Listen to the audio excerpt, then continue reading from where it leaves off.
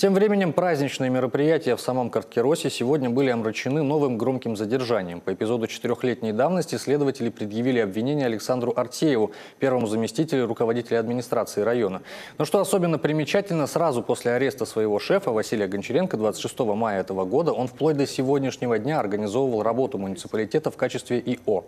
И фактически получается, что у руля остались еще 3 зама Гончаренко, один из которых, Людмила Данилова, и подхватила управленческие функции.